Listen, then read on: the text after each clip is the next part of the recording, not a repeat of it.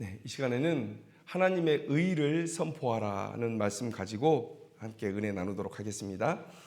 오늘 말씀을 다시 한번 읽으면 이렇습니다.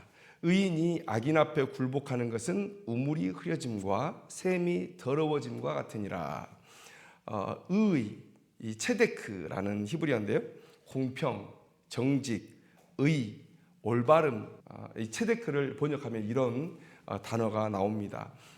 이 모든 것들은 다 하나님의 성품을 얘기하는 것이죠. 그래서 오늘 이 잠언서의 기자가 이 말씀을 기록했을 때 여기서 의인이라 말하는 것은 하나님의 성품을 드러내면서 살고 있는 신자들을 얘기하는 것일 것입니다. 그런데 신자들이 악인 앞에 굴복한다. 선과 악의 기준은 하나님께서 정하시는 것이죠. 우리가 법으로 정해놓은 많은 그런 규율들이 있는데 그걸 지킨다고 해서 우리가 선하다라고 하나님께 인정받을 수는 없습니다.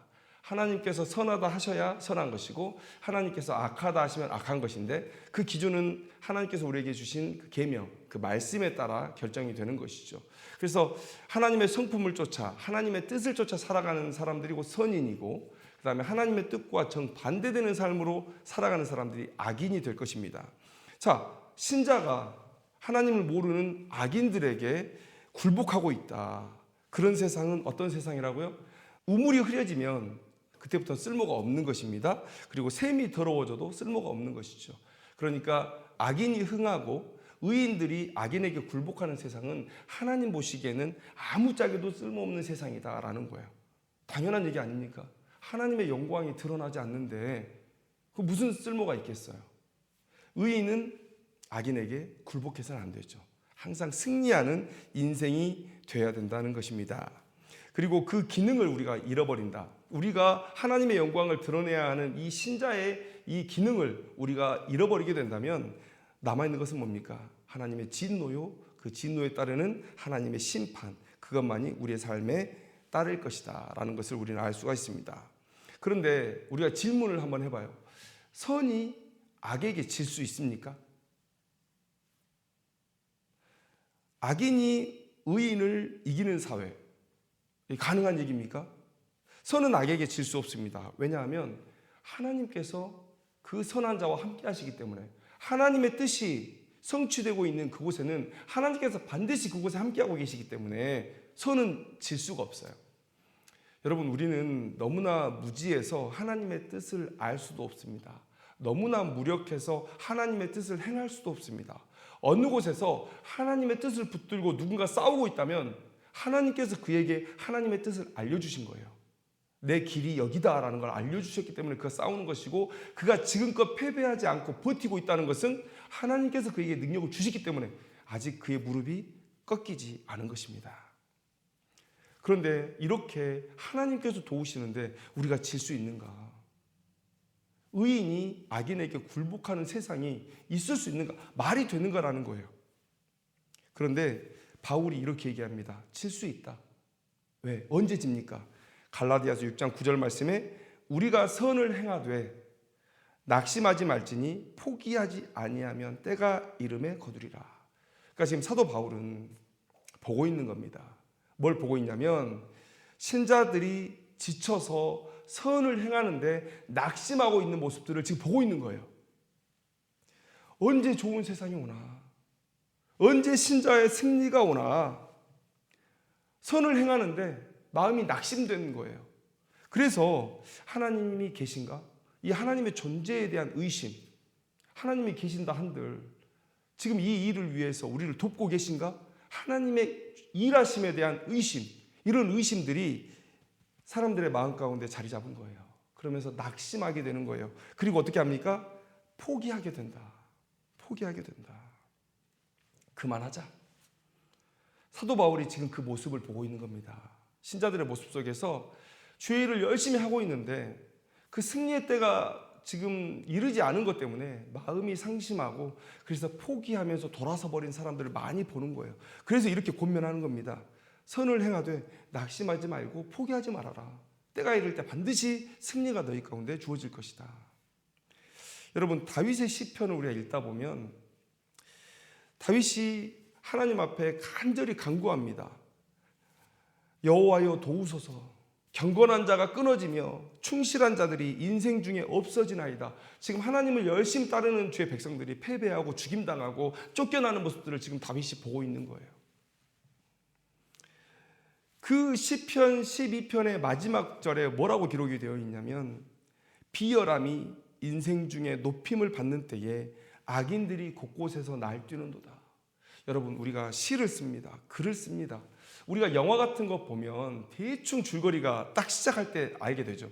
범죄의 도시 같은 영화 보면 악인들이 나타나고 마지막에는 마동석 씨가 이렇게 딱 때려잡는 거 아니겠습니까? 줄거리를 알면서도 재미있게 보는 거예요. 그런데 이런 시나리오를 한번 생각해 보세요. 악인이 나타났어요. 악인을 제압할 의인이 나타났는데 마지막에 악인이 이기고 딱 끝나버려요. 엔딩 크레딧이 딱 올라가요. 답답하죠. 이런 글을 누가 쓰고 싶겠으며 이런 글을 쓴다고 팔리겠습니까? 시편의 기자가 1절에서 여호와여 도우소서, 경건한 자가 죽고 있습니다. 충실한 자들이 패배하고 있습니다. 라고 부르짖었어요. 그런데 그 마지막 절에 비열함이 인생 중에 높임을 받는 때에 악인들이 곳곳에서 날뛰는도다. 권선징악이 아니라 악인들이 지금 날뛰고 있다는 거예요. 그리고 나서 이 시편을 끝맺어요. 다윗도 자신의 현실 앞에 지금 악인들이 흥하는 것을 보고 있는 거예요. 그러면 다윗이 승리를 찬양하는 모습들을 시편 곳곳에 담아놨는데 몇 개 읽어드리겠습니다. 시편 1편 6절 말씀에 무릇 의인들의 길은 여호와께서 인정하시나 악인들의 길은 망하리로다. 또 시편 9편 17절 말씀에 악인들이 수올로 돌아가며 하나님을 잊어버린 모든 이방 나라들이 그리하리로다. 그런데 저는 이 승리의 찬양이 이렇게 들리는 거예요. 꼭 그래야만 한다고, 그래야 내가 견딜 수 있다고 부르짖는 것 아니냐. 지금 내가 하나님께서 주신 승리를 보고 있을 수도 있습니다. 그러나 보고 있지 않을 수도 있어요. 그러나 내가 하나님이 약속하신 그 승리를 확실히 붙들어야만 이 포기하고 싶고 낙심하고 싶은 이 현실을 이겨낼 수 있기 때문에 지금 다윗이 그렇게 찬양하고 있는 것은 아닌가. 발버둥 치는 모습이 아닌가. 그런데요, 우리가 역사 속에 다 알고 있지 않습니까? 그렇게 의인들의 고난에 가슴 아파하고 끝까지 믿음으로 분투했던 이 다윗의 삶, 그의 끝이 어떻습니까? 하나님께서 약속하신 대로 그를 승리하게 하셨어요. 그는 왕이 되었습니다. 그리고 그가 바랬고 하나님께서 다윗에게 바랬던 그 의로운 나라를 다윗이 세웠죠. 의인이 흥하는 나라를 그가 세운 겁니다. 왜 의인이 악인에게 지나요? 낙심하고 포기하니까. 여러분, 소돔과 고모라의 이야기를 한번 생각해 보십시오. 의인 10명이 없어서 소돔과 고모라는 멸망했습니다. 그런데 반대를 한번 얘기해 보자고요. 그 안에 의인 10명만 있었으면 소돔과 고모라는 멸망하지 않았을 겁니다. 아브라함이 설마 저 많은 사람 중에 의인 10명은 있겠지라고 생각해서 거기서 기도를 멈췄기에 10명이지, 아브라함이 5명 있으면 구원해 주시겠습니까? 라고 기도했으면 저는 하나님께서 5명도 받아들여 주셨다고 생각을 해요. 하나님을 붙드는 의인이 그 나라에 있으면, 그 지역에 있으면, 그 공동체 안에 있으면 하나님은 그 의인 한 사람을 통해서라도 역사를 이루신다. 왜 우리가 집니까? 의인이 이겨야죠. 어떤 사회학자가 그런 말을 했습니다. 사회 구성원의 2%만 개혁 의지를 가지고 있어도 그 사회는 개혁할 수 있다. 하나님의 능력으로는요, 이 나라가 한 사람으로 인해서 변화될 수도 있습니다. 그런데 왜 져요? 하나님께서 그 한 사람의 무릎을 붙들고 있는데 왜 집니까? 왜 꼬꾸라집니까? 그러지 않다는 거예요. 그런데 이 시대에 왜 이렇게 악이 흥한가? 우리가 너무 악을 봐주고 있어요. 너무 받아들여주고 있어요. 우리가 소돔과 고모라의 길을 걷고 있다는 생각을 자주 하게 됩니다. 신자들이 의인으로서 살기를 포기했어요. 여러분, 하나님의 뜻이 있는 그곳에 하나님께서 계십니다. 하나님의 뜻을 위해 헌신하고 있는 사람이 있을 때 그곳에 하나님께서 그 사람에게 역사하시는 거예요. 하나님은 자신이 주신 그 명령을 순종하는 사람과 반드시 함께 계십니다. 그럴 수밖에 없어요. 하나님의 뜻을 누가 알며 그 뜻을 행할 마음을 누가 먹겠어요? 하나님께서 주시고 하나님께서 능력 주시니까 거기서 버티고 있는 거예요. 그런데 왜 이렇게 악이 흥합니까? 우리 스스로가 의인됨을, 신자됨을 포기하고 있는 거예요. 악인에게 굴복하고 있는 거예요. 제가 몇 가지 예를 들어서 좀 말씀을 드리려고 해요. 우리가 얼마나 악에 무감각한가. 재판하는 거 있잖아요. 하나님은 공의의 하나님이십니다. 정의의 하나님이세요. 억울함을 풀어주시고 눈물을 닦아주시는 하나님이라고 계시록에 기록되어 있습니다. 그래서 재판은요, 하나님의 공의의 성품을 드러내는 가장 선명하고 중요한 일이에요. 그래서 시편 9편 8절 말씀에 공의로 세계를 심판하시며 정직으로 만인에게 판결을 내리시리로다. 우리가 나중에 하나님의 심판대 앞에 섰을 때 누구도 하나님의 그 판결을 부당하다 얘기할 수 없을 거예요. 억울하다 얘기할 수 없을 것입니다. 하나님은 공의의 하나님이세요. 그래서 하나님은 재판하는 자들에게 명령하셨죠. 모세가 그랬고 또 천부장, 백부장, 50부장, 10부장이 그랬고 그리고 그 이후에 이스라엘의 장로들이 그랬고 사사들이 그랬고 선지자들이 그랬고 그 사람들에게 명령하셨어요. 뇌물 받지 말라. 사회적인 지위를 보고 그 입은 옷을 따라서 판결을 굽게 하지 마라. 그런데 여러분, 지금 이 시대에 저는 매우 놀라운 현실을 보고 있어요. 저는 그 말을 쓰는 것도 놀랍지만 그 말을 우리가 아무 부담 없이 받아들이고 있다는 사실에 대해서 너무나 놀랐습니다. 여러분, 전관예우요. 이게 말이 되는 얘기입니까? 그냥 대놓고 법조인들이 돈 주면 죄 깎아줄게. 유죄도 무죄로 만들어줄게. 왜요? 왜 그렇게 한다는 거죠? 내 선배 얼굴 봐서 그걸 해주겠다는 거 아닙니까? 이런 말을 법조인들이 써요. 방송에서 써요. 그리고 모든 사람들이 그걸 받아들여요. 그래서 좀 높은 사람들, 검찰에서 좀 높은 사람들, 판사에서 좀 높은 사람들, 이런 사람들 통해서 재판을 하려고 해요. 법조인들이 이 말을 스스로 정화해내지 않으면 하나님의 엄청난 심판이 그들에게 임할 거라고 저는 확신합니다. 그리고 반드시 그래야만 한다고 저는 믿어요. 자기 입에서 정관예우를 얘기하고 자기가 정관예우의 덕을 이만큼이라도 본 법조인이 있으면 하나님께서 반드시 심판하실 것이다. 심판하셔야 된다. 그게 하나님의 공의다라고 저는 믿습니다. 경제 문제도 마찬가지죠. 탐욕이 끝이 없어요. 언제부터 이렇게 탐욕이 끝이 없었을까? 여러분, 인간은 원래 죄악된 본성 때문에 탐욕스럽습니다. 그런데 예전에는요, 뭘 저장하고 보관할 기술이 없었어요. 그렇죠? 내가 물고기 100마리를 잡은들 그거 어떻게 하겠습니까? 내가 그물을 쳤는데 물고기가 어느 날 100마리가 잡혔어요. 그러면 우리 집에서 소비할 수 있고 내가 썩지 않게 보관할 수 있는 그런 마리수가 10마리밖에 안 되는데 그럼 나머지 90마리 어떻게 합니까? 그냥 풀어주든지 아니면 나눠 먹든지 할 거 아닙니까? 예전에 어머니 따라서 시장에 가잖아요. 그러면 시장이 파할 때가 되거나 아니면 자기 물건 거의 다 파신 분이 있으면 떠리로 막 담아주고 그랬어요.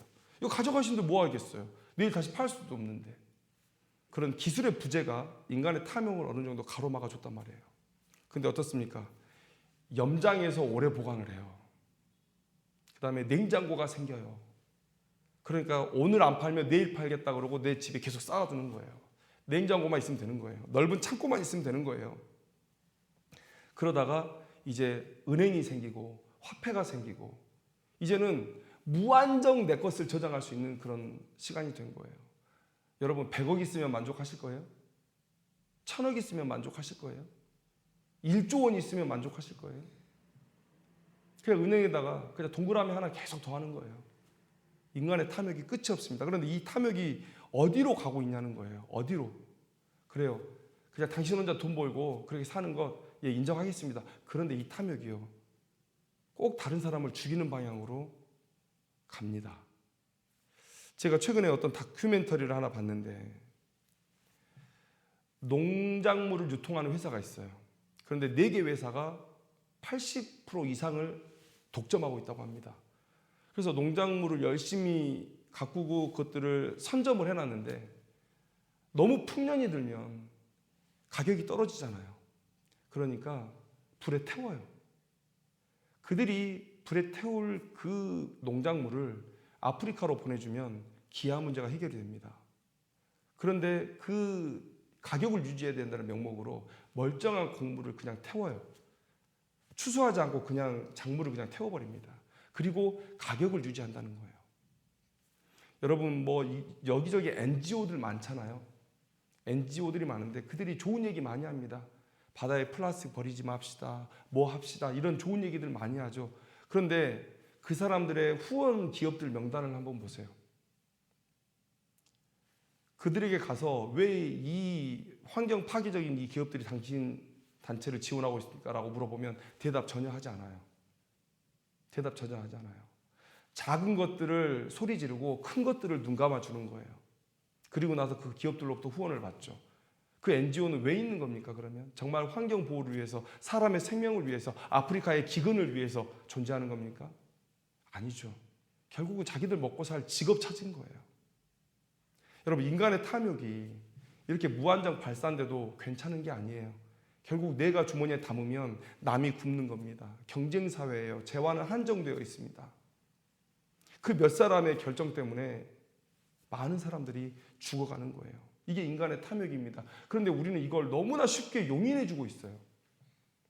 선진국이라고 말하는 기독교 세계관의 나라에서 이 일들을 앞장서서 하고 있는데 누구도 거기에 대해서 반론을 제기하지 않아요. 여러분, 후쿠시마 오염수 방류가 우리나라에서는 꽤 정치적인 쟁점이 되어 있잖아요. 야당에서는 반대하고 있고 여당에서는 그걸 지지하고 있고, 저는 이 정치적인 관점에서 이것을 접근하기 때문에 신자들이 이 오염수 방류의 문제를 제대로 보는 눈을 잃었다고 생각을 해요. 왜 이걸 정치적으로 봐야 됩니까? 로마서 8장 19절 말씀에 피조물이 고대하는 바는 하나님의 아들들이 나타나는 것이니 이렇게 말씀하고 있어요. 피조물이 뭘 고대하는 것입니까? 자기들도 지금 이 죄의 영향 아래 놓여 있는 거예요. 피조물도 썩어짐에 종되어서 고통당하고 있는 거예요. 하나님의 아들들이 나타난다. 예수님의 재림의 그때에 죄가 온전히 씻겨지는 그때에 모든 피조물들도 하나님께서 처음에 만드셨던 그 아름다운 영광으로 돌아갈 수 있기 때문에 그 날을 고대하는 거예요. 여러분, 예전에 산업혁명이 일어나고 나서 많은 신학자들이 이렇게 주장을 했습니다. 우리가 자연을 이렇게 마음대로 훼손해도 되나? 이건 우리가 우리 마음대로 써도 되나? 그럴 때 신학자들이 앞장서서 뭐라고 얘기했냐면, 하나님께서 문화명령 주시지 않았냐? 하나님께서 우리에게 이 모든 권한을 다 위임하신 거야. 마음대로 써도 돼. 이렇게 얘기를 했었어요. 심지어 여러분들이 알고 있는 유명한 전도자, 세계적인 전도자가 뭐라고 그랬습니까? 하나님은 백인이라고. 신학이 이렇게 시대에 따라서 그 세상의 목소리를 대변하는 이게 신학입니까? 하나님의 말씀은 항상 그 기준을 잡고 좌로 갔으면 끌어줘야 되고 우로 갔어도 끌어줘야 되고 가운데 있도록 해줘야 되는 것이죠. 기준을 잡아줘야 되는 말씀이 돼야 되는 것이죠. 여러분, 저는 민주주의가 꼭 옳으냐? 저는 그것에 대해서 반대합니다. 우매한 대중들이 있기 때문에 그래요. 여러분, 이스라엘의 역사를 한번 보세요. 이스라엘이 민주주의로 흘러갔다면 결코 다시 회개하는 일은 그들에게 일어나지 않았을 겁니다. 왜요? 모든 우상 숭배하는 백성들이 지금 이 세상이 좋다고 얘기해요. 여러분, 아합 때 북이스라엘은 꽤 번창한 나라였어요. 아주 번창한 나라였어요. 그들이 하나님 앞에 돌아오라는 선지자의 목소리를 들을 필요가 있었을까요? 지금 내 삶이 이렇게 풍족하고 좋은데, 이렇게 평안한데? 민주주의를 따랐다면 그들은 다시 회개를 못했을 겁니다. 그런데 한 사람, 하나님의 말씀을 대언하는 선지자 한 사람의 목소리가 그들 가운데 영향력을 끼쳤을 때 그들이 회개할 마음을 품는 거예요. 니느웨 사람들이 요나가 오기 전에 회개할 마음을 먹었을까요? 우리 요나가 저렇게 얘기하는데 다수결로 한번 얘기해 봅시다. 여러분, 이렇게 가능했을까요? 지금 이 후쿠시마 문제가 그렇다고 생각을 해요. 다수 대 다수가 싸워요.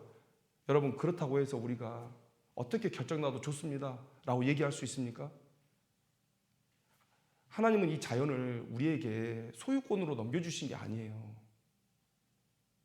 아름답게 가꿔서 그 피조물이 내가 처음 계획했던 그대로 나의 영광을 온전히 드러낼 수 있도록 아름답게 갖고 가라는 거예요. 그게 하나님께서 우리에게 주신 명령입니다. 그래서 우리가 자연보호하는 거예요. 그래서 멸종되지 않게 이 동물들 돌보는 거예요. 그런데 여러분, 방사능 오염수를 바다에 푼다.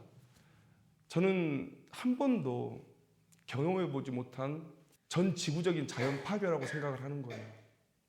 왜 이 일을 정치적인 이슈로 보는지 저는 그게 너무나 안타깝습니다. 매우 신학적인 문제예요. 세상이 악해져 가고 있고 예수님의 재림의 때를 바라보고 있는데 그 사이에 나타난 전 지구적인 자연 파괴요, 전 지구를 파괴하는 그런 죄악의 모습들이 지금 나타난 거예요. 그런데 이거에 대해서 정치적인 노선을 가지고 방류해도 된다는 거예요. 우리가 과연 신학의 눈으로, 말씀의 관점으로 지금 우리의 현실을 바라보고 있느냐. 여러분, 그 어떤 것도 하나님의 말씀 앞에 있으면 안 됩니다.